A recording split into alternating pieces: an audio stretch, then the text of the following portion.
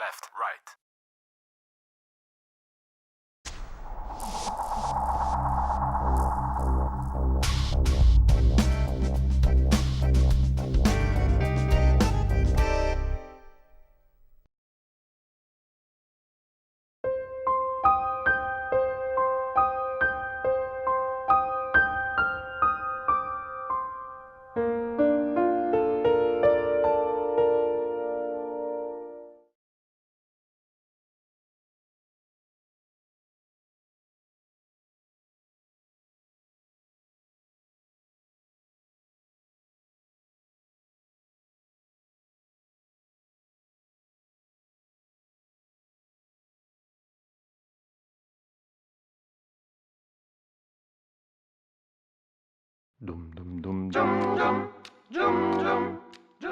Cuenta la leyenda que en 1896 los habitantes de Cruz del Eje cambiaron las muestras de agua para el análisis que definiría la instalación de los talleres ferroviarios en Tuclame o en Cruz del Eje. Y como el resultado del análisis favoreció a esta última ciudad, los talleres que estaban provisoriamente en Tuclame se trasladaron a Cruz del Eje. Sin embargo, los documentos de la época dicen otra cosa. Entre otras razones, la estación Tuclame no tenía agua. Los talleres resultaron un pasaje al progreso y así Cruz del Eje se transformó de la mano de los ferrocarriles.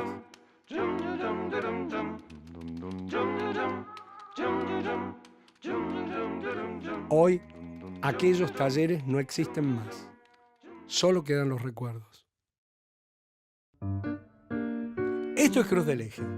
Una ciudad como tantas que tiene su calle San Martín, su escuela normal, sus bancos, su hospital, su estación de tren, su municipalidad, su plaza y su iglesia. Distinguen a Cruz del Eje, su dique, la Fiesta Nacional del Olivo y figuras que alcanzaron la fama. Cuando se nombra esta ciudad, hay quien acota menos honda que Cruz del Eje, sin atender cuestiones ortográficas. A fines del siglo XIX, Cruz del Eje tuvo su pasaje Progreso, lindante con los talleres del Ferrocarril del Estado. En 1978, el Estado cerró los talleres ferroviarios de Cruz del Eje, instalando la desocupación y la pobreza. Las autoridades locales actuaron en consecuencia y, pasado un tiempo, le cambiaron el nombre al pasaje Progreso.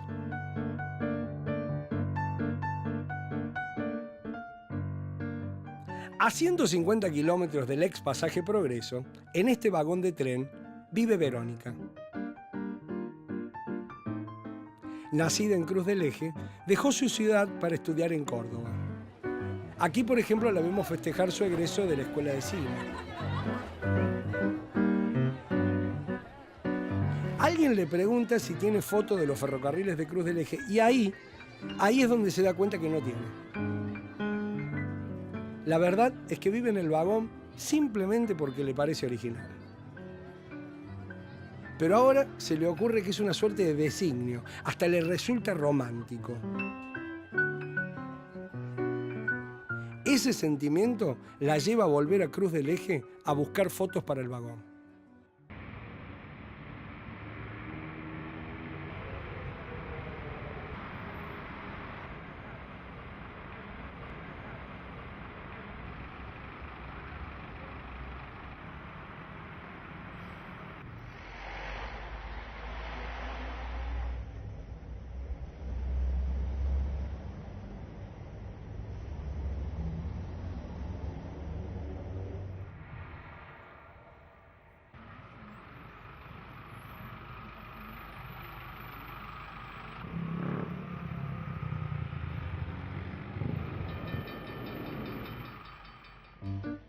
Ya en Cruz del Eje, recuerda cuando era niña y leía sobre los trenes.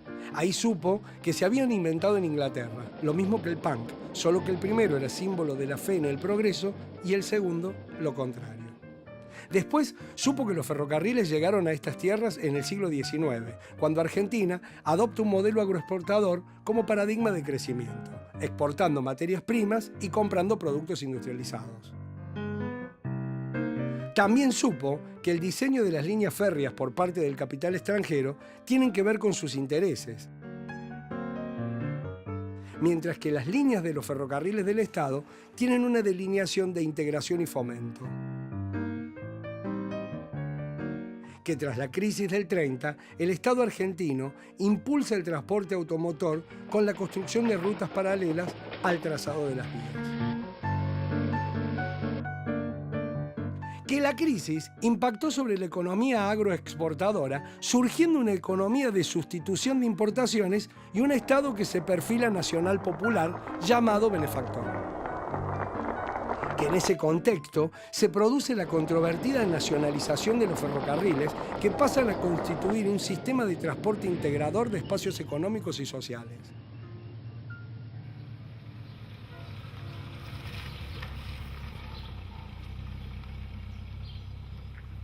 Decide empezar a sacar fotos en la estación. Recuerda que cuando era chica iba hasta allí caminando con su abuelo por las vías. Ahora que la recorre de nuevo le parece más grande de lo que se acordaba. Pasando la plataforma cree ver algo.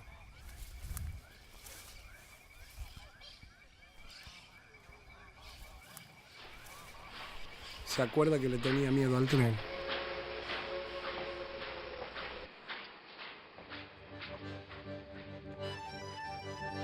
Sus abuelos vivían frente a las vías y cuando escuchaba que se venía el tren, corría rápido a esconderse. Su abuela y su tía le explicaban que el tren no iba a salir de las vías y menos para venir a buscarla a ella. Eso Verónica lo entendía perfectamente, pero no podía explicarles que el miedo no era ese, era otra cosa.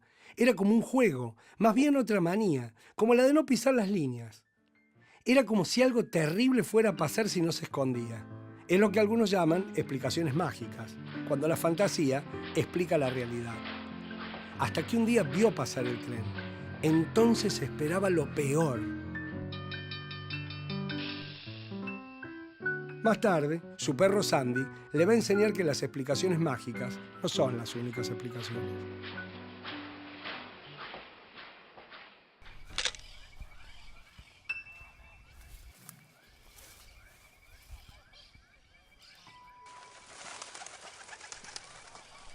Verónica camina ahora entre los restos de un taller ferroviario y piensa que ahí sí hubo una catástrofe.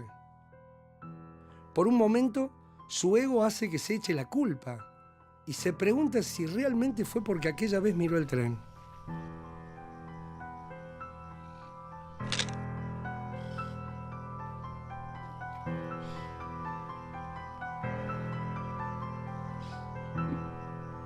Trata de recordar por qué cerraron los talleres en Cruz del Eje. Pero se distrae y termina pensando en el Sandy.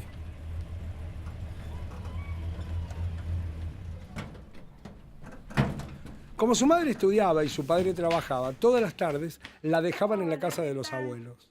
¿Cómo estás, hermosa? Me alegro. Otra vez de Hola, visita. María.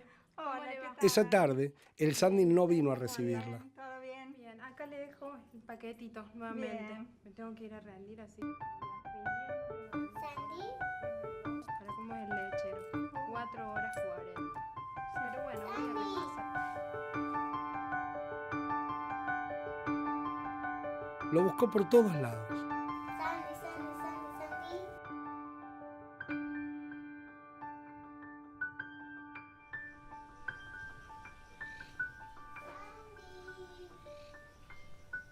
La casa tenía un jardín detrás, sobre la loma, y era su lugar preferido. Iba siempre con el Sandy a regar las plantas que había puesto el abuelo.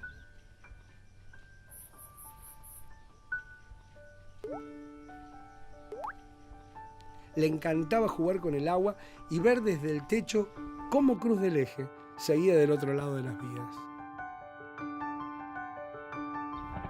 Pero el Sandy no estaba.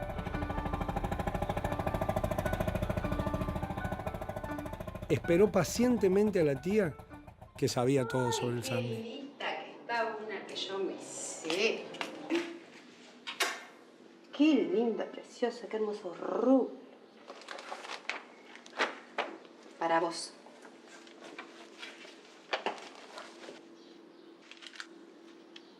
¿Y el Sandy? El Sandy se casó y se lo llevó la novia. ¿A dónde se lo llevó? De luna de miel. ¿Qué es luna de miel? Luna de miel es un lugar donde van los novios a quererse. Y el Sandy y la novia se fueron de luna de miel a Hawái. ¿Y qué es Hawái? Ay, es un lugar re lindo, lleno de palmeras, de playas. ¿Qué son las Te voy a mostrar una revista con una foto de Hawái. ¿Quieres ver?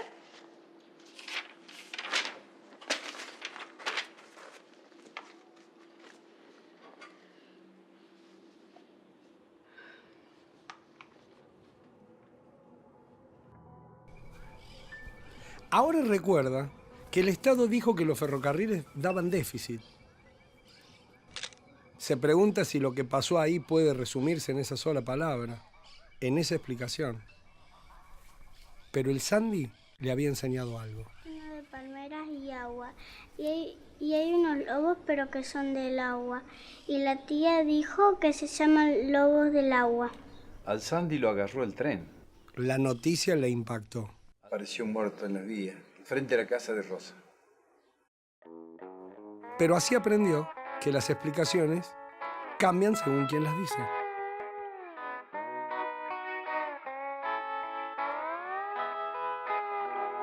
Ahora sospecha de la única explicación del déficit. Se olvida de las fotos y quiere saber más del Cruz del Eje Ferroviario. Mi papá, al ser ascendido en su carrera, en una época estuvo conduciendo lo que se llamaba el local, que era un tren muy lindo que llevaba a los obreros que vivían en Cruz del Eje Norte y que trabajaban en Cruz del Eje Sur. Y él una vez para el día del alumno me dijo que me iba a llevar a pasear. Yo me acuerdo que yo me había puesto unos championes, unas medias tan blancas, el delantal inmaculado, un sombrerito blanco, yo estaba en 4º grado. Y después volví a ese tren y la única pasajera que venía era yo. Me acuerdo que fue para mí un viaje inolvidable. Los trenes traían coche comedor y coche dormitorio, pero para los ferroviarios que tenían pases libres, no podían usar ni el comedor ni el dormitorio, o sea, venían en 2ª clase. Mi mamá preparaba una canasta de mimbre y ahí traía gallina hervida, la verdura para las ensaladas, los huevos duros, los bizcochos y la hierba para el mate cocido de la tarde. Era hermoso, casi todos eran adolescentes, porque venían a presumirse, ¿me entendés? Y a veces un joven se quedaba en el tren mientras estaba parado y le gustaba a alguna chica que andaba paseando por el andén y se bajaba y le pedía la dirección. ¿Y cuántos noviazgos y matrimonios se han llevado a cabo en esas condiciones? La idea de la estación con pasajeros y trenes le recordó a sus vecinas Karina y Betina cuando volvieron del mar. Le contaron que habían ido y vuelto en tren y le mostraron una foto que a Verónica le resultó familiar a pesar de que nunca había estado en Mar del Plata.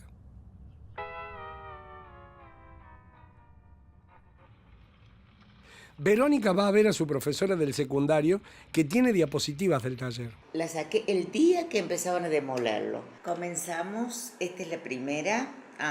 Pero voy a apagar la luz para que se vea mejor. Es la primera vez que ve imágenes del taller. Le parece recordar el frente. Ahora sí. Es el frente. Es el frente con su puerta de entrada y sus letras medio borroneadas que dice Ferrocarriles Argentinos, Talleres, dice abajo. Seguramente fue la primera que se construyó, esta parte de la puerta de entrada. Acá hay otra vista más de cerca, que está el muro y como con un piso superior estaban las oficinas. Esta es otra vista ya y va cambiando la arquitectura porque seguramente fue hecha en distintos tiempos. La parte final es de chapa. Y son 4 o 5 cuadras, porque es una calle, es hasta la mitad de una. Aquello celeste que vemos al final es la imprenta de Don Temístocles Pedernera, es la idea. Ahí está. Y ese es un jacarandá hermoso que florece. Lo que ha quedado, lo único que ha quedado es el muro de piedra. Yo no tuve oportunidad de entrar. Me imagino que debe haber tenido herramientas muy importantes, máquinas muy importantes para trabajar. Al día siguiente, camina hasta el predio donde estaban los talleres que vio en las diapositivas. No encuentra nada, ni siquiera vestigios como para imaginarse cómo eran. Entonces recuerda una historia que leyó de niña mientras esperaba en el dentista. ¿Me prestas un libro? Sí.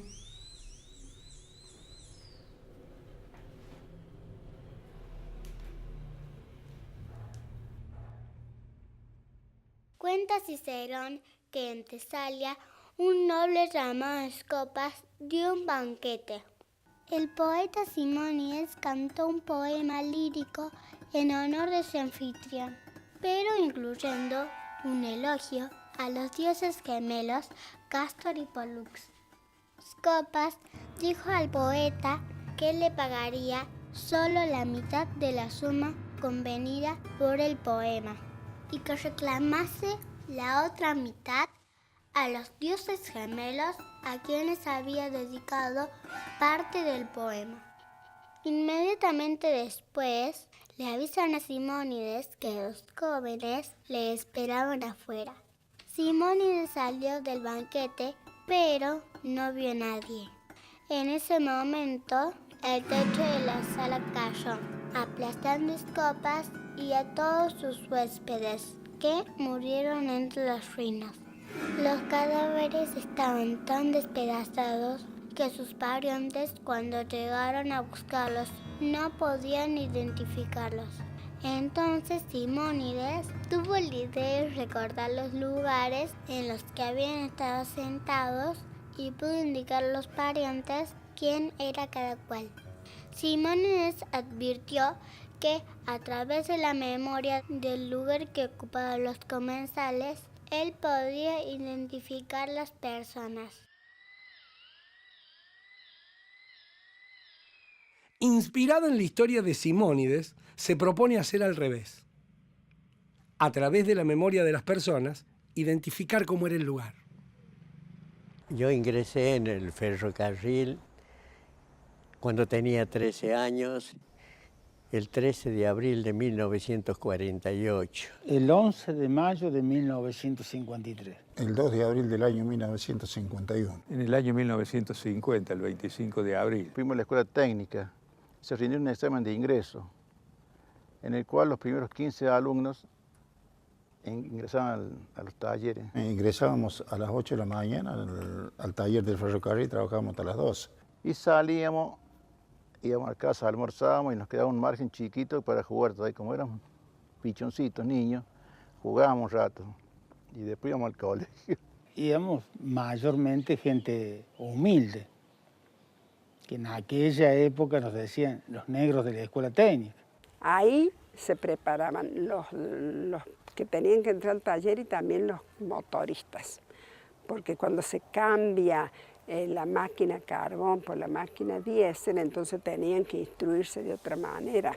Aparte, parece que tenía que ver la presencia del motorista también, porque todos eran unos churros brutales los motoristas, y peinados a la gomina y con ese overol blanco, zapatos negros, camisa blanca y corbata negra. Andábamos locas las chicas por los motoristas. Ahí se fabricaron los coches pasajeros ese tiempo. Y la parte que estaba yo se denominaba la sección banco, que eran estaban los aprendices ahí. Estaba todo el niñerío ahí. Terminábamos el ciclo básico, o sea, hasta tercer año, y el ferrocarril, a los que deseábamos continuar estudiando, los daba el traslado automático para que siguiésemos en Córdoba cursando el ciclo técnico que estaba en la Escuela Garzón Agulla. Y luego, el que terminaba el ciclo técnico, si quería, podía ir a la universidad tecnológica en sus diversas especialidades y salir con el título de ingeniero. Los talleres ocuparon un lugar central, digamos, dentro de la vida de nuestro pueblo. O sea, un poco nos marcaba la hora, por empezar. La primera llamada era a las 5 de la mañana, la segunda, 5:25, y la tercera a las 5:30. Cerraban los chaperos, querían sacar una chapita, que era el control diario que teníamos, ¿vio?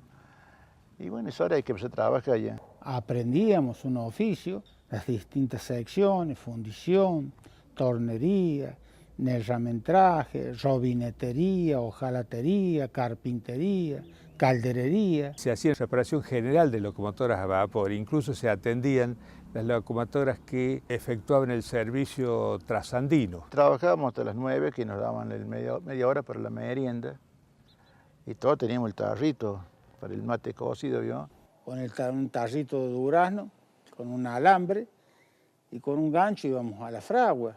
Y siempre llevábamos alguna cosita que nos daban en ese tiempo la mamá, o si no después de casa de la señora, ¿vio? En algunas ocasiones lo acompañamos con unas picadas también, como cuando celebramos fiestas ya a fin de año. No solamente éramos compañeros así de trabajo y al rato nos veíamos en la calle, no, seguía una amistad. Cada uno conocía el problema del otro y trataba de solucionarlo de alguna forma, ¿no es cierto? O tratábamos de darle la mano. ¿Cuántas veces hicieron colecta dentro del mismo taller para ayudar a gente? Mi papá era comerciante, de manera que no estuve dentro del seno de una familia que trabajaba en el taller.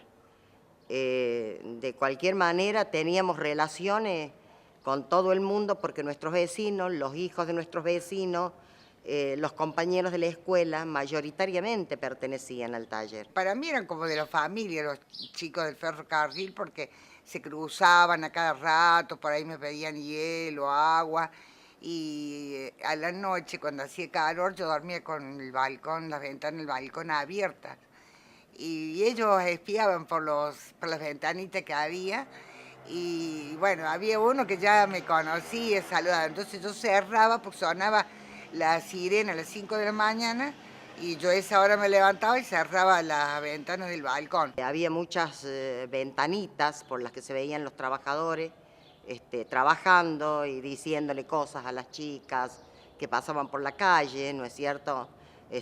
A veces piropos agradables, otras veces no tan agradables, digamos. Había un cierto tipo de broma, cierto tipo de chanza que quienes no estaban, digamos, acostumbrados a ese ambiente, a veces no las podía entender. Salían cantando, yo tengo presente a Roque Moyano, salía con otro grupo así cantando, y bueno, jorobando entre ellos. A veces las madres cuando sus hijas se ponían de novio con un bancario, con un ferroviario, era sinónimo de que, digamos, de seguridad.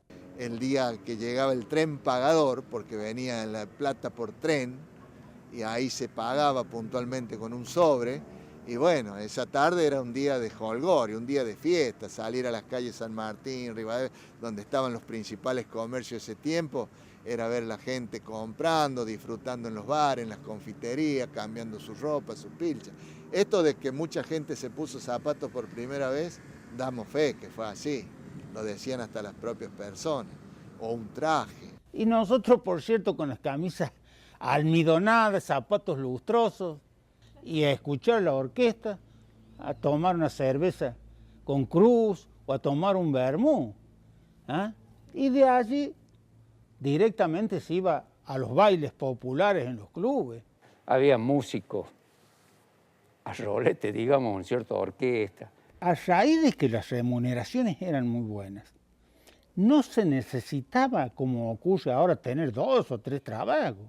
Por ejemplo, en el caso de las personas mayores que trabajaban en esa época, de las 5:30 de la mañana hasta las 3:30, descansaban un rato y tenían toda la tarde libre para dedicarse a las distintas tareas. Entonces, así que las instituciones se vieron fortalecidas por la gran cantidad de dirigentes y de deportistas que había en los clubes. fue el auge, digamos, de los clubes en el medio. Era una cosa de todos era de la familia ferroviaria, todos los clubes están así, el Club Belgrano, el Club Talleres, Central Norte, todos llevan el nombre de los ferroviarios, de las dependencias ferroviarias.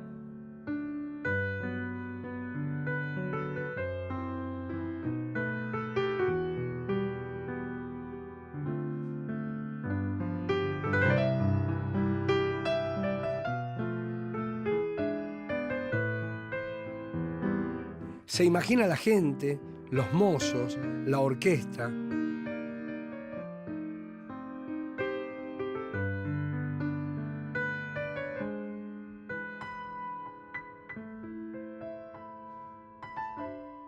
Pero lo que ve la lleva a suponer un punto de giro en esta historia. La verdad es que el interior se ha sublevado, desconociendo a esos usurpadores del poder. No se ha empezado una lucha para darla por terminada en pocas horas.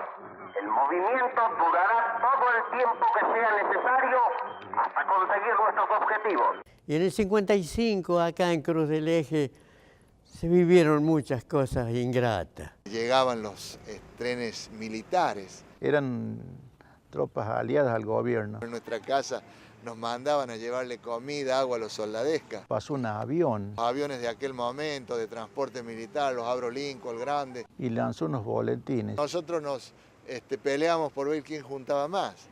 Y esos boletines lo que decían, le pedían al pueblo rendición y que se alejara porque si no iba a ser bombardeado. Eran rebeldes esa gente del avión, ¿vio? El tren arribó a la estación de trenes, en donde las amenazas continuaron, y los cazas bombarderos de ese tiempo, que usaba la Fuerza Aérea, tirotearon. Ahí en ese galpón de unos agujeros en el techo quedaron de recuerdos. Recuerdo a esta hora el éxodo del pueblo, nosotros mismos, con mi madre, cómo íbamos dejando todo lo que era el centro de la ciudad. Te viera la cantidad de fueguitos que hay, porque gente se fue de esta zona de que vecina de la estación, se fueron para allá. ¿Quiénes eran los que habían quedado? Entre ellos, ese hermano mío, ferroviario, que esperaban algunas órdenes de sus dirigentes que decían que iban a llegar y que finalmente nunca llegaron. Finalmente ese tren fue parado yendo camino de Anfunes. El golpe triunfó y, digamos, todas estas sublevaciones leales fueron retenidas. Había un busto que decía, y había la hora, a las 8:25, creo, falleció María Eva Duarte de Perón. Los jóvenes ferroviarios la tenían como bandera. Ellos habían hecho los bustos de bronce. Lo arrancaron así con bronca, con cizaña. Los comandos civiles. Le hicieron un pedazo a eso. Y los llevaron con un destino que nunca se supo muy bien. Los llevaron a Pepino y que compran chatarra. Fueron a parar al dique. Comentarios luego fueron muchos, que se los tiró al fondo del embalse del dique, que los tiraron en los hornos de cal para que se fundieran. Ellos saben bien que antes del general Perón vivían en la esclavitud y por sobre todas las cosas habían perdido la esperanza de un futuro mejor, que fue el general Perón que lo reivindicó social, moral y espiritualmente. Y saben que la oligarquía, que los mediocres, que los vendepatrias todavía no están derrotados, que de sus guaridas asquerosas atentan contra el pueblo y contra la nacionalidad.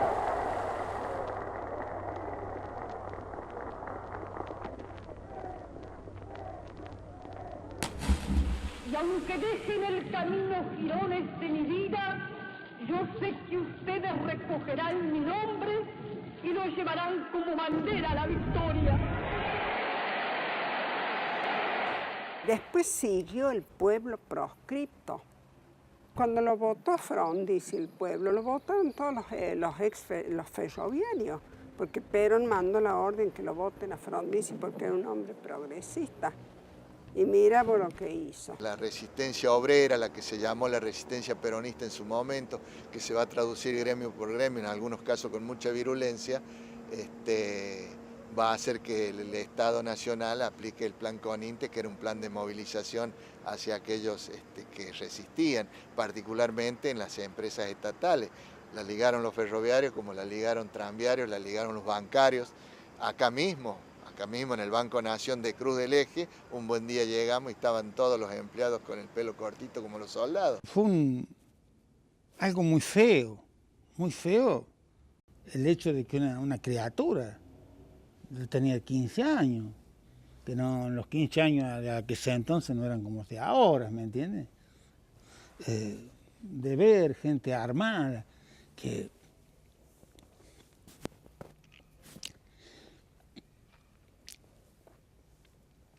ese clima que se vivía de compañerismo ahí en el ferrocarril, con sus bromas, sus risas, sus chanzas, de pronto ver estos hombres uniformados con armas metidos allí. Eso implicaba el Plan Coninte, además de que implicaba que si te encontraban en una actitud de resistencia por lo que fuere, hasta podías morir. Había un ministro Acevedo que puso en ejecución lo que a nosotros nos informaron que era el Plan Larkin.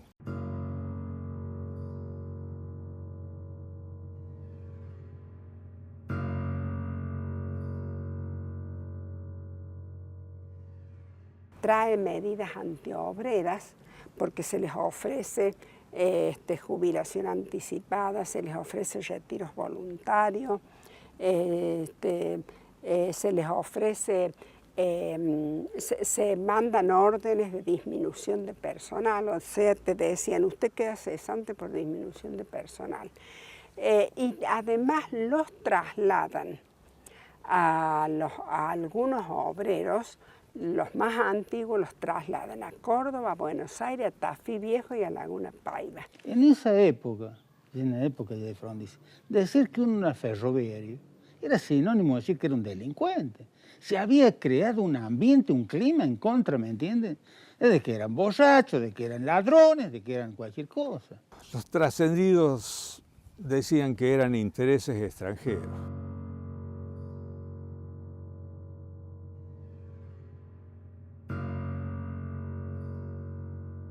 Era dirigido a destruir el ferrocarril. Eso dio como motivo la huelga ferroviaria, la huelga grande se la mencionaba en ese entonces, por cuanto llevó por lo menos 45 días y se desarrolló entre fines de octubre y mediados de diciembre. Cuando levantada la huelga acudimos a ingresar a nuestro taller, nos encontramos con el aviso de la clausura del taller.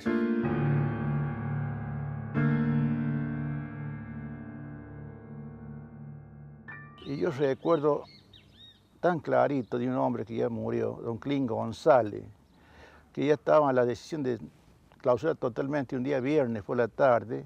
El viejito Clín González dijo, hay que tomar el taller, no queda otra, ¿vio?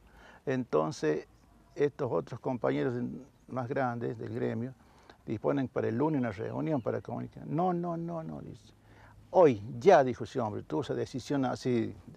Y otros viejos también, cancheros, porque eso fue experiencia.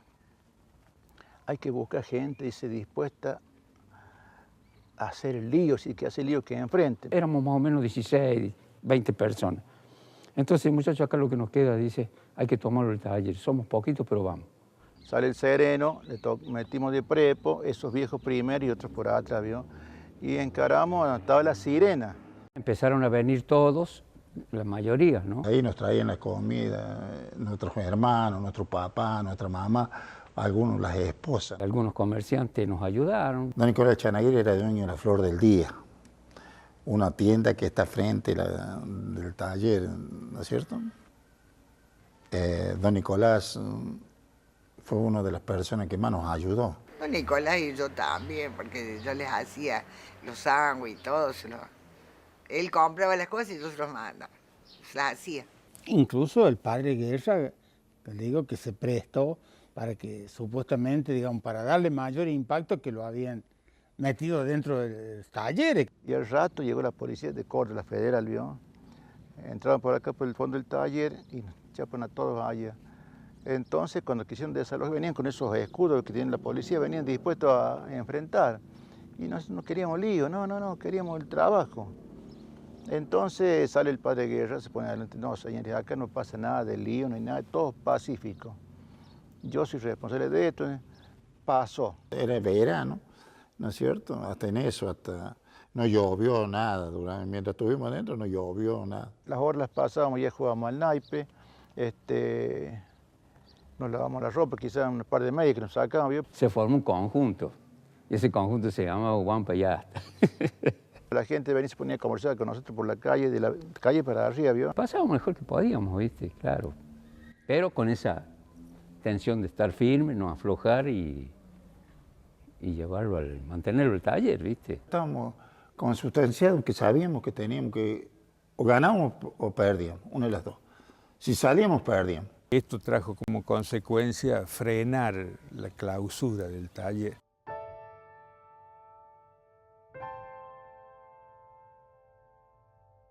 Tuve la alegría de tomar el taller esa vuelta, así que fue una, ¿cómo te puedo decir? Algo que en mi vida lo viví.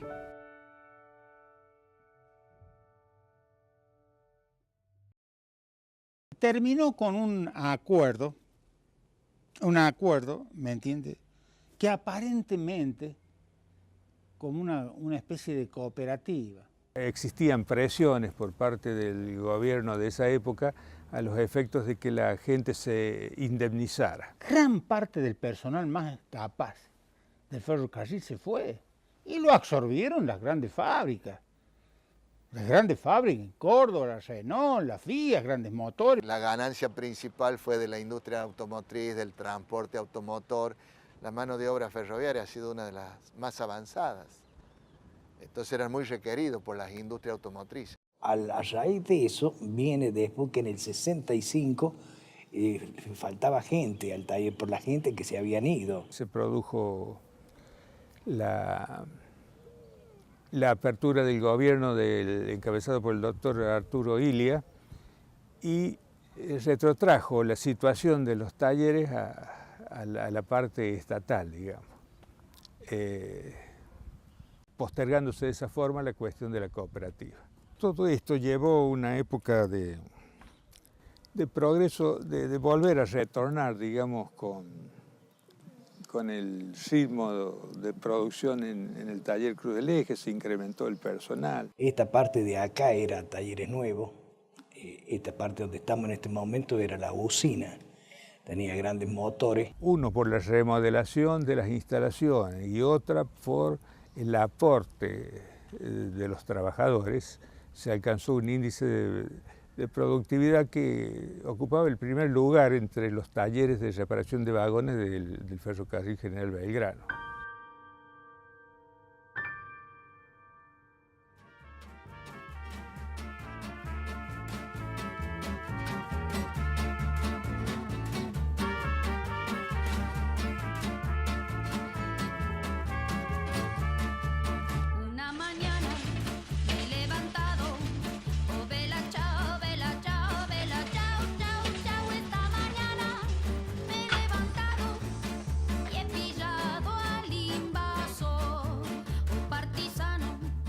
Verónica recuerda que en casa de sus primos, después de ver el noticiero, se pusieron a jugar al estudiante y al policía.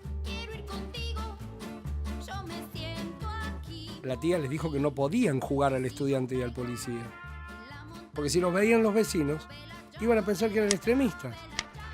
Y ellos, que no sabían que eran los extremistas, volvieron a sus juegos habituales.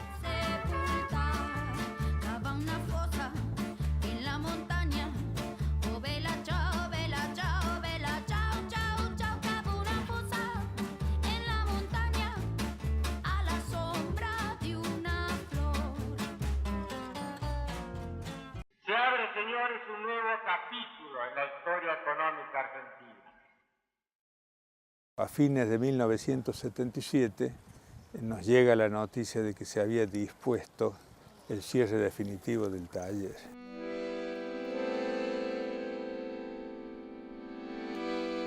El que estaba de jefe del taller, el ingeniero Fernández, fue designado para desempeñarse en el departamento mecánica en Buenos Aires. Nos traicionó, porque él no tuvo la valentía de decirle, muchachos, nada más.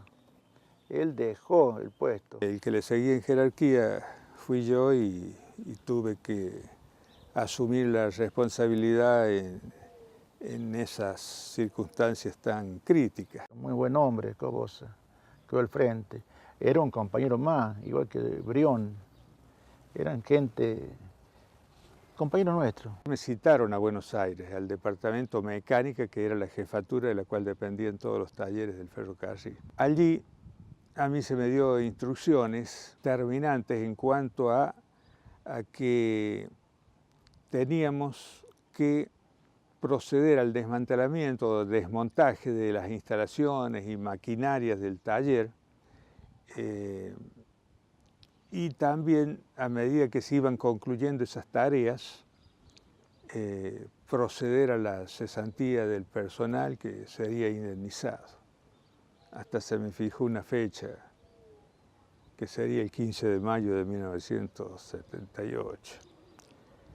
Yo les manifesté de que esta situación o esta circunstancia era comparable a la del condenado a muerte, que se le obligaba a cavar su tumba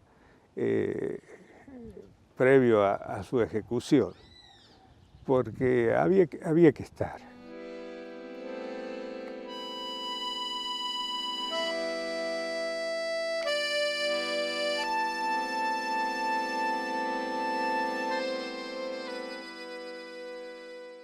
Informado de esto al personal, procedió a terminar los vagones que estaban en proceso de reparación. Y como se hacían gestiones para que se revirtiera esta medida, siempre se alentaba la esperanza de una conclusión favorable a una reapertura del taller.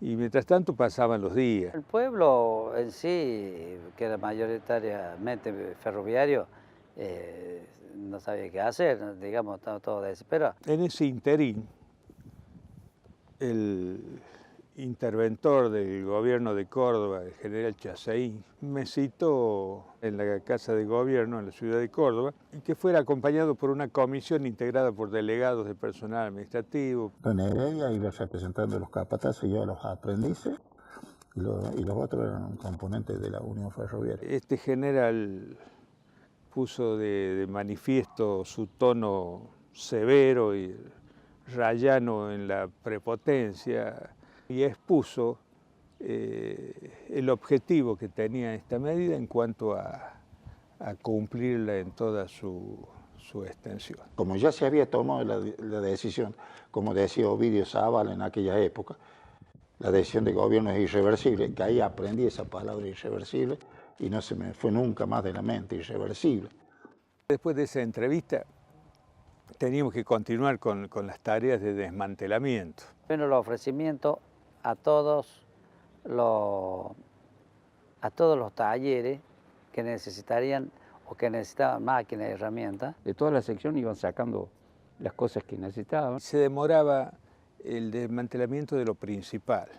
Aquí una de esas maquinarias era un torno que procesaba las ruedas de los vagones para el taller y para toda la línea, que era un torno Bertram, y sobre el cual desde Buenos Aires me exigían su levantamiento.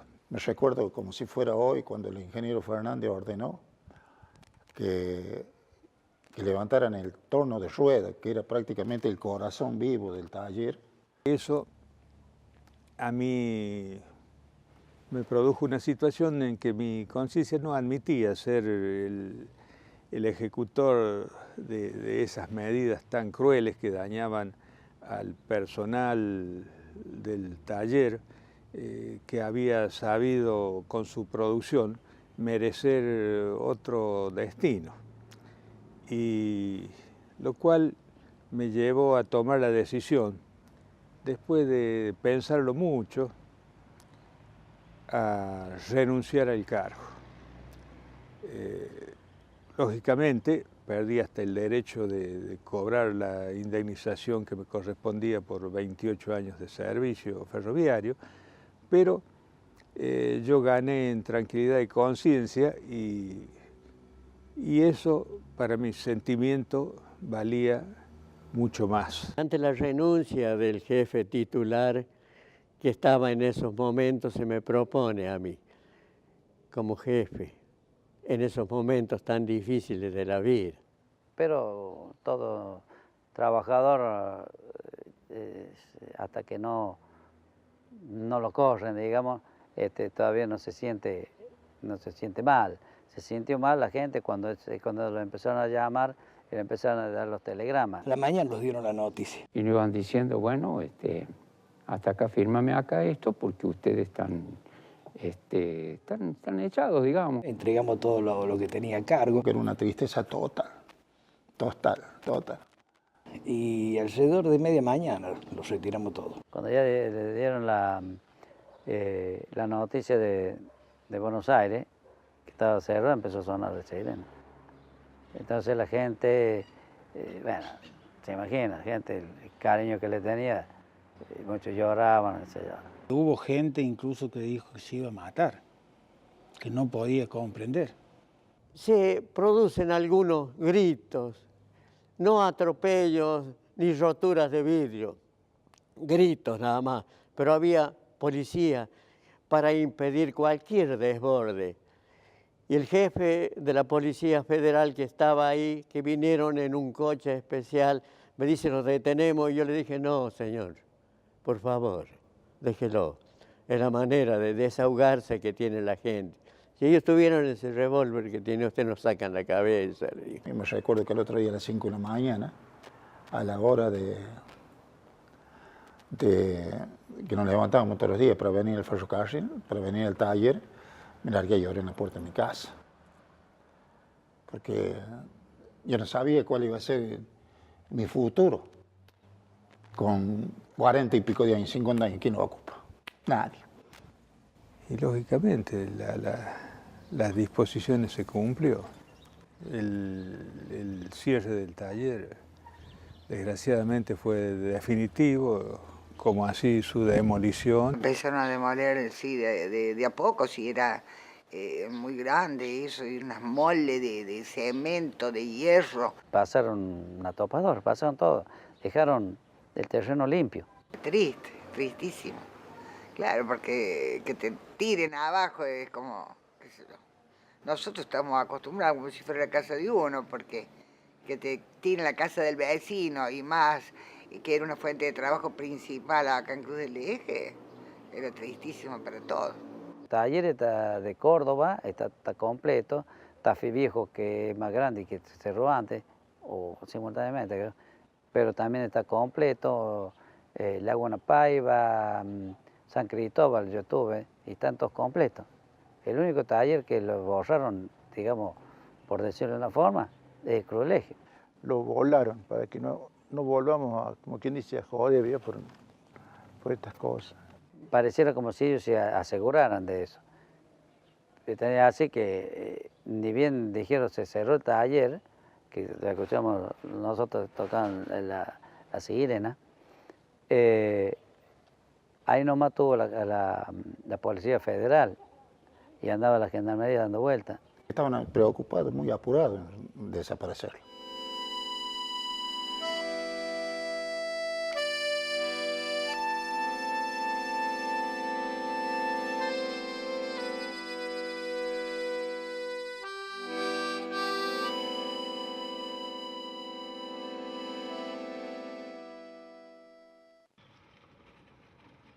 Verónica se da cuenta que no tiene recuerdos del cierre porque entonces tenía 6 años.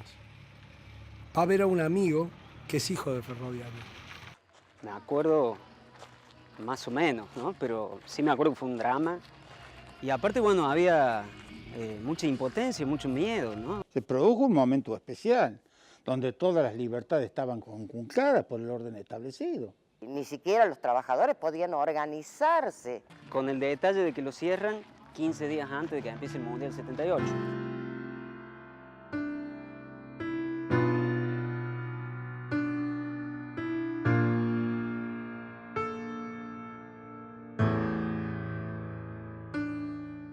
Si había alguna resistencia, alguna solidaridad del resto de la sociedad, llegado el Mundial la gente ya estaba completamente en otra. Lo que pasa es que también con respecto a la pérdida del trabajo hay fuertes prejuicios, ¿no es cierto? Es como hasta que han sido tantos los que han perdido el trabajo que hemos empezado a hacer otro análisis de la cosa. Pero si no, el que pierde el trabajo se siente avergonzado, se siente culpable, siente como que no ha sido capaz él de conservar su trabajo, ¿no es cierto? O sea, que se le cargan las tintas al desocupado, digamos, como si fuera el responsable de la crisis general y particular, digamos, porque no tuvo la capacidad de conservar su laburo, ¿sí? Entonces de eso no se habla, de muchas cosas no se hablan, digamos, y en Cruz del Eje hay cosas de las que no se habla. El tema de los desaparecidos en Cruz del Eje es un tema que prácticamente no se habla. Debe ser, yo creo, en términos relativos, en función de la población que tiene, una de las ciudades más castigadas del interior del país. Cuantitativamente era mucho para un pueblo que en los años 76 tenía, ¿cuánto? 20.000 habitantes. No creo que se supere esa veintena de víctimas del terrorismo de Estado entre desaparecidos, asesinados en la cárcel, gente asesinada por las 3A antes del 24 de marzo. Bravo, digamos. Y todo eso, digamos, es una preparación previa que paralizó a todo el mundo al momento de hacer la cirugía mayor, que fue el cierre del ferrocarril. Hay muchos desaparecidos, particularmente gente que tuvo la capacidad de hacer la denuncia con antelación de lo que ese golpe de Estado significaba, y que una de las cosas que iba a suceder es que iban a terminar de liquidar las empresas del Estado. ¿Qué experiencias previas venían de estas familias para que tantos jóvenes cruzdelqueños se sumaran a estas organizaciones de izquierda y terminaran, bueno, muertos o desaparecidos? Hubo, digamos, más obreros, lo que se dice propiamente obreros, más empresas, ferrocarriles, cerámica, la fábrica Olicó. Hubo un brindis en el centro comercial para festejar el cierre del ferrocarril, o sea, una cosa de loco, un absurdo, que supuestamente se terminaba el tiempo del proteccionismo estatal asfixiante de la economía y que iba a venir entonces un caudal de inversiones privadas y eso iba a tener repercusión en un mercado más genuino. Ese tiempo estaba de intendente un señor Segura, también dijo lo mismo. No sé en qué se basan ellos y la veían tan linda, pero de parte de ellos también no ponían nada para el pueblo, digamos que traigan una fábrica, no pasó nada. Más allá del absurdo de ese fundamento económico, de ese brindis, en realidad lo que había una cuestión ideológica muy fuerte, ¿no? Porque ahí lo que hay en ese brindis es un gorilismo extremo, ¿no? Un antiperonismo contra los ferroviarios que en su mayoría eran peronistas. Para colmo, en Cruz del Eje había también un resabio muy fuerte de la cultura anarquista, que en los años 30 el anarcosindicalismo tuvo muchísima inserción en el ferrocarril de Cruz del Eje, ¿no? Los comerciantes siempre pensaban que estaban por lo menos en un par de escalones por encima de lo que era el obrero ferroviario. Y creo que no había clara conciencia de que ellos vivían gracias a los trabajadores del ferrocarril. Básicamente, más allá del antiperonismo, gorilismo, antianarquismo, lo que le llamen, lo que hay es una ideología antiobrera, sin duda. Hubo avances y retrocesos durante todo este periodo, desde la caída del peronismo, digamos, en el 55, hasta Martínez de Oz. O sea, que recién se puede decir que la avanzada para un proyecto diferente surge con Martínez de Oz. Y esto tuvo que pasar, tengo que hacer una simplificación, en realidad, ¿no es cierto? Porque hay muchos factores que pueden haber intervenido.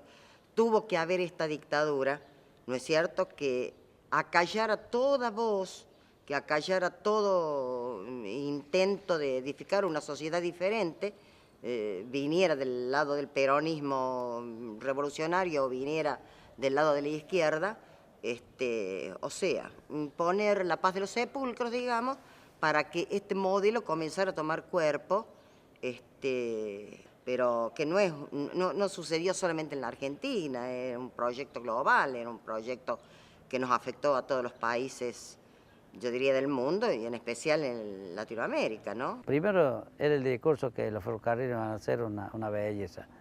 Ese discurso se cambió y con el discurso de que había que hacer una cirugía mayor y que daba pérdida y que había que cerrar todo lo estatal. Hemos dado vuelta una hoja del intervencionismo estatizante y agobiante de la actividad económica para dar paso a la liberación de las fuerzas productivas. Para ellos el ferrocarril era ¿cómo te puedo decir? Para el país era un cáncer, decían, porque dábamos déficit. Son términos que usan ellos, que nosotros éramos el cáncer, el ferroviario era el cáncer del país. Esta campaña, digamos, publicitaria, digamos, organizada por el gobierno, tuvo un gran eco también en muchos medios de prensa. Ya venía de antemano que la gente lo tenía el ferroviario con todas las peores cualidades. Circulaban estas cosas de que sacaba, como te digo, algunas herramientas, de que se robaba un pedazo de hierro, de que se llevaba a la casa, qué sé yo, algún insumo, algunas cosas, ¿no es cierto? De ninguna manera se puede pensar, más allá de que alguno lo pudiera haber hecho, ¿no es cierto? Se puede pensar de que los ferrocarriles fueron liquidados porque los trabajadores, digamos, no cuidaron de los ferrocarriles y la fundieron. Los ferroviarios eran vagos, eran borrachos, eran ladrones, ¿no? Y, o casualidad, estamos pensando en cerrar el ferrocarril. Había ya una política previa que venía trabajando, ¿no es cierto?, minando las bases de sustentación de los transportes. Me parece que también se inscribe un poco en el tema del reemplazo de los liderazgos internacionales, por tomarlo desde otro lugar, ¿no? Es decir, el reemplazo del ferrocarril por el automotor, de Inglaterra por Estados Unidos, por hacerlo esquemáticamente. Tanto que nos ha dado durante tanto tiempo, que hasta el ferroviario mismo ya se creía que la gente tenía razón, que esto no iba más, que no servía. Todo estaba preparado desde el poder para que de alguna manera esto en algún momento se cerrara. Lo que nos sacaron de dentro del ferrocarril decían que el despegue de Cruz del Eje era el cierre del taller y que iba a ser el polo principal del campo, o sea, de las cosechas. Yo siempre lo describo de esta manera. Cruz del Eje, desde esa época, pasó a ser como el lejano oeste. Pasaban por las calles los yuyos, que los llevaba el viento.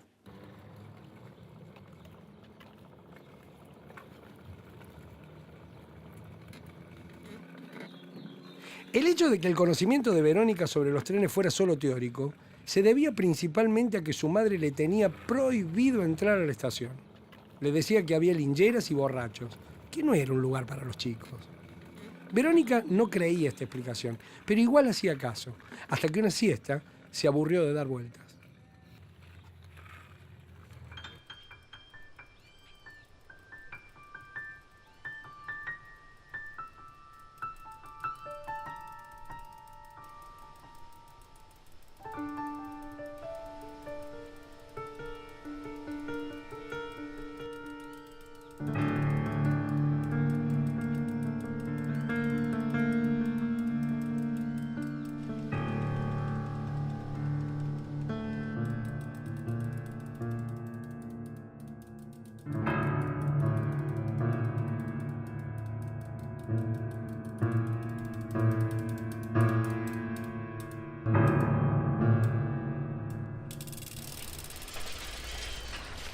se asustaron tanto que no dijeron nada y ninguna volvió a poner un pie en la estación. Se empezaron a sentir las consecuencias. Las consecuencias, digamos, una en forma inmediata, así, a distintos plazos. Acá desaparecieron negocios importantes. El golpe al ferrocarril implicó el golpe a otras industrias, como la industria cerámica, la industria calera de Quilpo. Y más vale, afectó a todo el mundo. El que diga que no es mentira. Lo que en un tiempo se habló cuando se oyó esto fue que iban a traer la fábrica Honda. ¿Te acuerdas que se habló tanto de eso? Que la Honda venía acá justamente a Talleres Nuevos, venía la Honda. Acá y venía, que iba a tomar toda la gente ferroviaria. Y para eso, en la época de Angelos, se larga una ley de promoción industrial. Constituyendo uno de sus mejores logros, la provincia obtuvo la modificación del régimen de promoción industrial existente en el orden nacional, que viene a favorecer especialmente a las zonas postergadas en Córdoba. Eso generó una expectativa impresionante de recuperar el trabajo que se perdió con el cierre del ferrocarril. En los galpones de Talleres Nuevos habían puesto una leyenda de aquí la Honda, aquí se producirá la moto Honda. Se hicieron un festejo. Sí, se hizo un buena bulla, digamos. Cruz del Eje cobra hoy una singular importancia para la proyección industrial con la toma de posesión por parte de la provincia de los talleres nuevos que Ferrocarriles Argentinos levantó en esa ciudad en 1947. Se concreta así la descentralización de la industria mediterránea.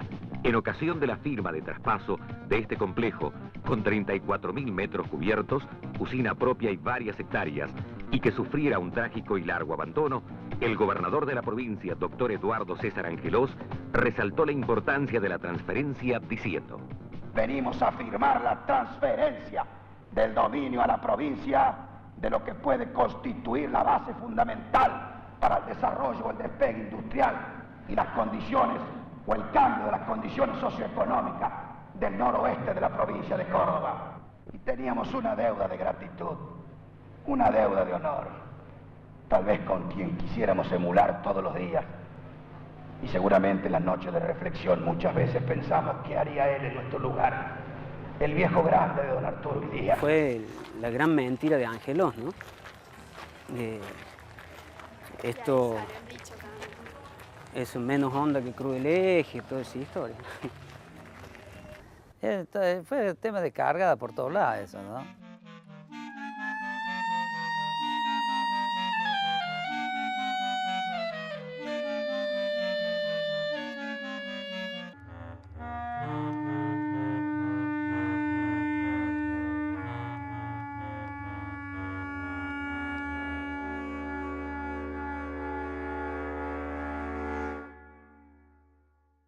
Empezaron a cerrar, llegó a pasar el pasajero a Mendoza, San Juan y Mendoza, los trenes a La Rioja, los pasajeros, los coches motores que iban por la Sierra Córdoba, por Dianfone a Córdoba y hasta de acá de Cruz del Eje a Milagro. Así que se destruyó todo eso.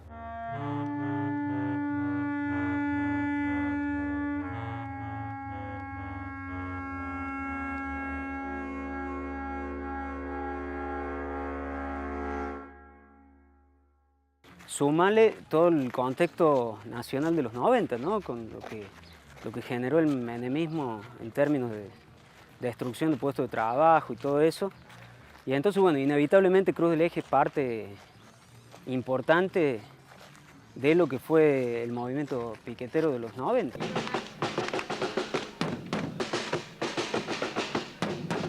Y eso tiene un periodo de gestación previo con una organización interesante que arranca en el 94, cuando crean la Coordinadora de Desocupados, que la crean en este barrio.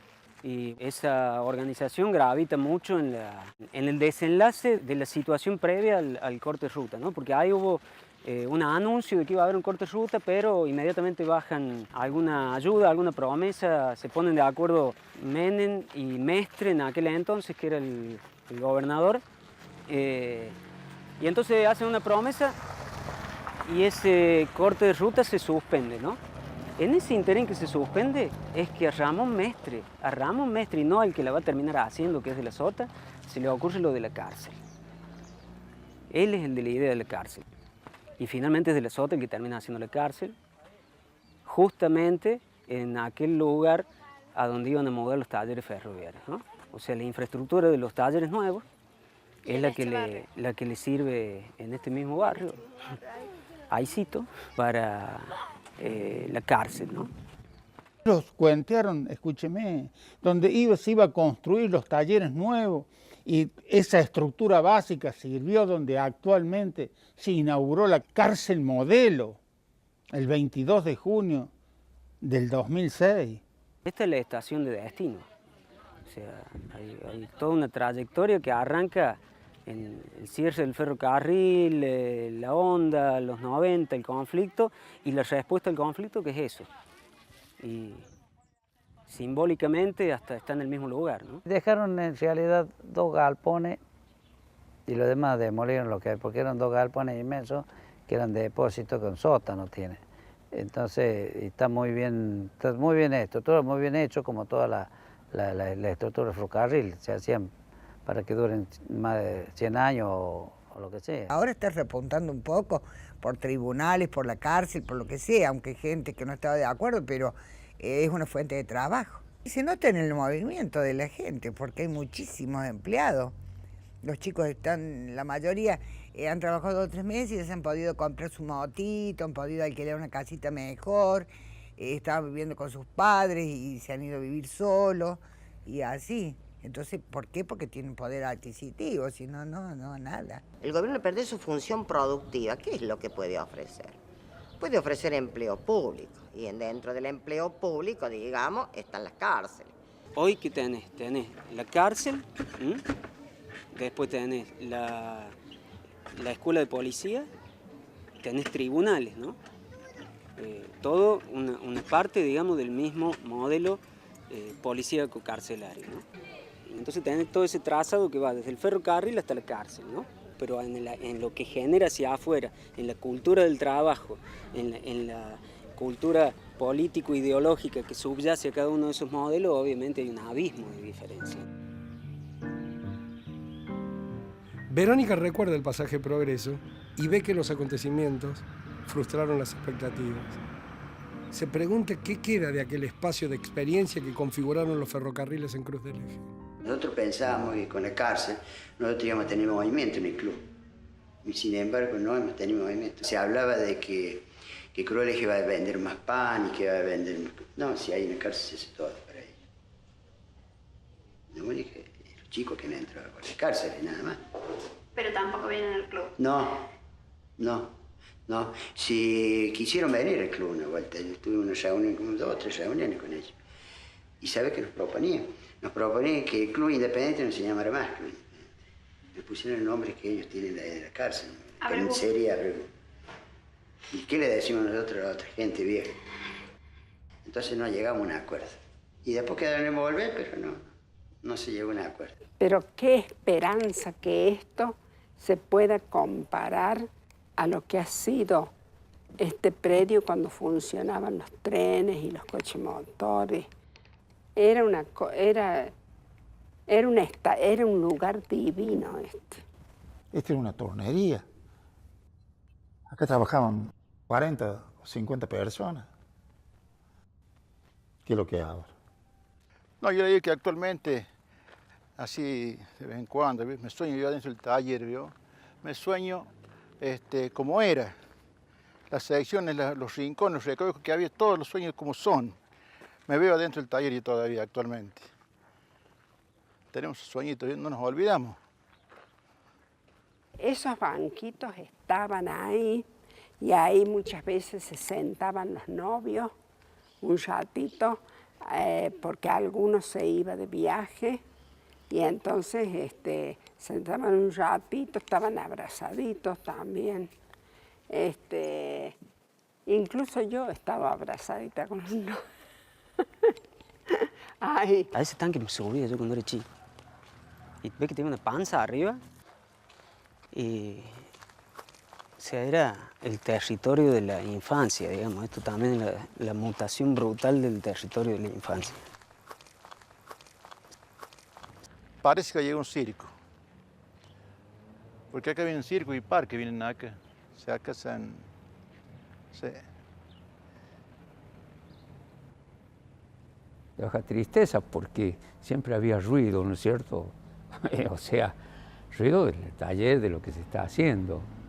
Y vos pasas hoy por hoy, es un silencio total.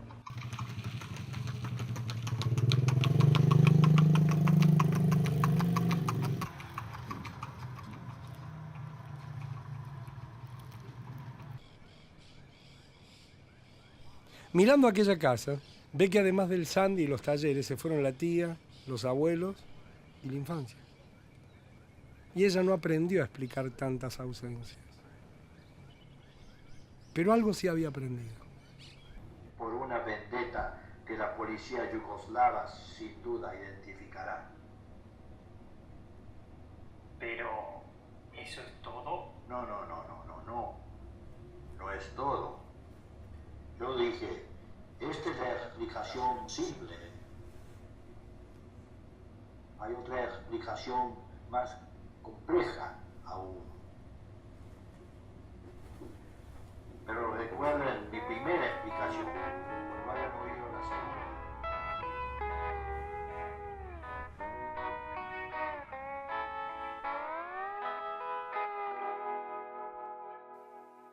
Aprendió que las explicaciones no solo cambian según quien las dice, sino también según si convienen o no convienen. Hoy uno, a través del tiempo, ¿no es cierto?, a través de todas estas cosas que nos sucedieron, va atando cabos,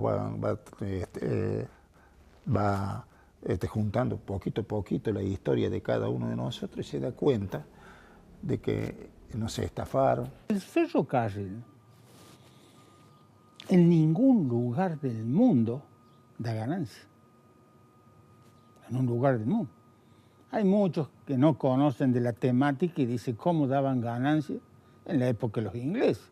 Y claro, cómo no van a dar ganancia. Máquinas nuevas, ¿y en dónde funcionaba el ferrocarril en la época de los ingleses?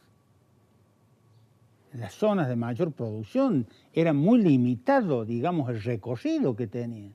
Pero luego, digamos, este servicio público se lo llevó a zonas inhóspitas, porque no era solamente el ferrocarril el hecho de transportar, digamos, una carga o un pasajero, sino, digamos, el hecho de llevar un poco, como quien dice, civilización, de cultura, a los distintos lugares recónditos del país. Verónica se acuerda del proyecto del tren de las sierras. Dicen que la van a volver a habilitar y que lo harían en 3 etapas. Salió en el diario, en todas las... Es un cuento, es un verso. Es una buena cosa, de alguna manera viene a cicatrizar heridas de un pueblo que ha quedado románticamente herido. Recuperar, eso no es recuperar el taller ferroviario, no es recuperar la economía de Cruz del Eje en función de ese tren que puede llegar en forma aislada, a lo mejor una vez por semana o una vez por día, qué sé yo. Y como visita, como turismo nada más. No hablan de la reparación, de nada acá. Nosotros no somos una ciudad turística, ¿no es cierto? Yo siempre digo que Cruz del Eje solamente puede desarrollar un turismo invernal, porque yo ni loca vengo a morirme de calor a Cruz del Eje en enero, ¿te das cuenta? No sé si va a llegar Cruz del Eje. ¿Por qué? Espero que llegue Cruz del Eje. Porque usted ha visto, de Capilla para acá somos otros. Somos diferentes, claro que yo creo que somos diferentes. Y no lo digo desde el lugar de lo negativo, ¿no es cierto? Nosotros los de Cruz del Eje, yo estuve muchos años afuera, por eso te digo, y he vuelto a mi pueblo y me duele cuando alguien habla mal de este pueblo, cuando alguien lo mira negativamente. Yo digo, hay que tener mucha fuerza y mucho espíritu, para poder mantener con todas las cosas, digamos, negativas que Cruz del Eje ha tenido que vivir. ¿No es cierto? Y sin embargo aquí estamos, haciendo la pata ancha, la gente tratando de inventar qué hacer, tratando de poner algo, tratando de hacer algo, tratando de ¿viste? Entonces, nosotros no tenemos que tener una mirada negativa, somos distintos. ¿Y qué? ¿No tenemos la casita alpina? ¿Qué carajo me importa no tener la casita alpina? ¿Te das cuenta? Entonces, es cierto que a nosotros nos cuesta construir en estos momentos una identidad. Nos cuesta. Porque nosotros perdimos esto que era nuestra identidad. Esto era lo que definía lo que nuestro pueblo era. Y eso depende de nosotros. Si los acontecimientos frustraron las expectativas, se pregunta qué queda de todo. ¿Hay algo para retener? ¿Es posible quedarse con algo? Pero acá hay muchas cosas que se conservan, hay lazos de solidaridad que no se pierden. Hay cosas que a vos te interesa de lo que le pasa al vecino, de lo que le pasa a los chicos. Una de las cuestiones que queda, por ejemplo, esto que está a mi espalda, es un verdadero patrimonio cultural de aquel tiempo. Si te fijas en esa chapa que tiene al fondo el puente, vas a ver que está instalado a fines del 1890. Entonces tenemos más de 100 años de vida ferroviaria, de cultura ferroviaria. Entonces 100 años no se desaparecen así nomás. Porque es parte de identidad de uno. Uno se hizo en ferrocarril. Me dio amistad, me dio hijos, me dio mujer, me dio la posibilidad de darles de comer, de ser otra persona.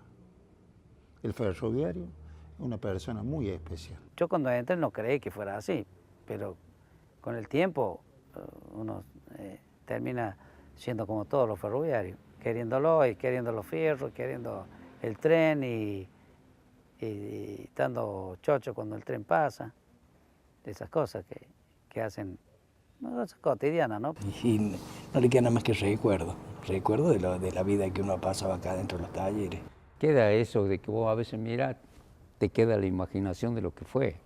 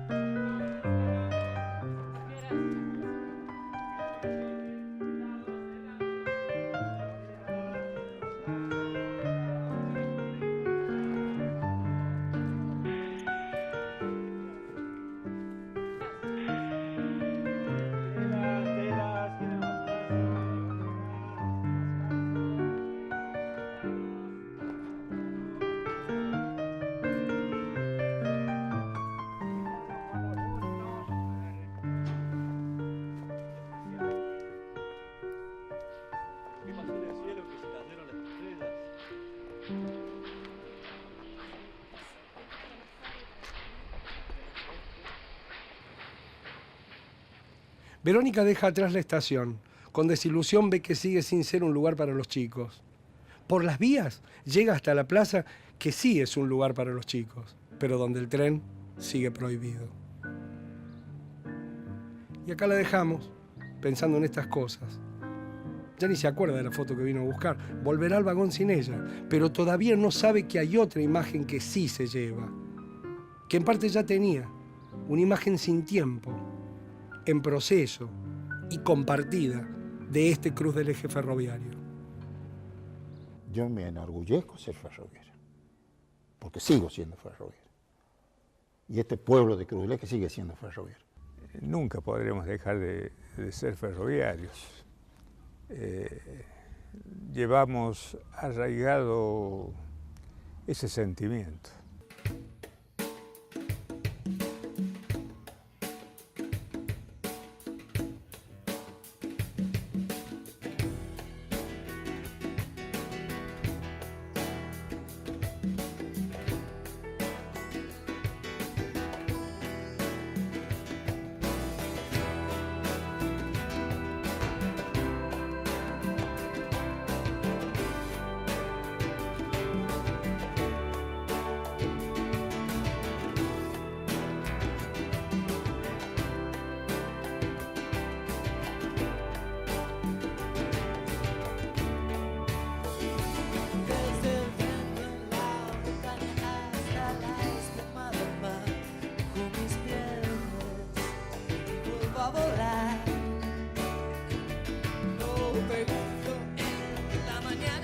dónde debo ir, ya lo sabré, el tiempo dirá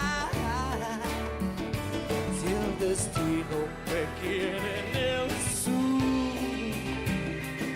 Viajaré temprano con la luz, cielo todo el día y a la noche barro.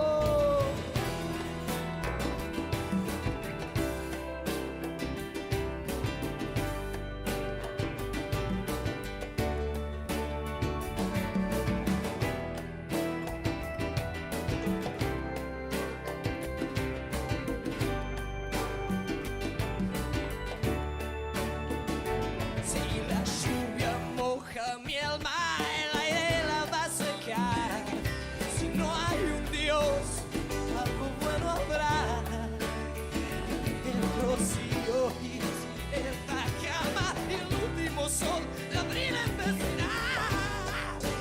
Tendré que partir, pues nada hay más cierto que sentir. Nadie más que yo sabrá elegir por mí. Cielo todo el día y a la noche barro, árbol dame asilo. Y un paisaje endemoniado, la tormenta por venir. Yo no llego a ningún lado, mejor es dormir, mejor que morir. Cielo todo el día y a la noche barro.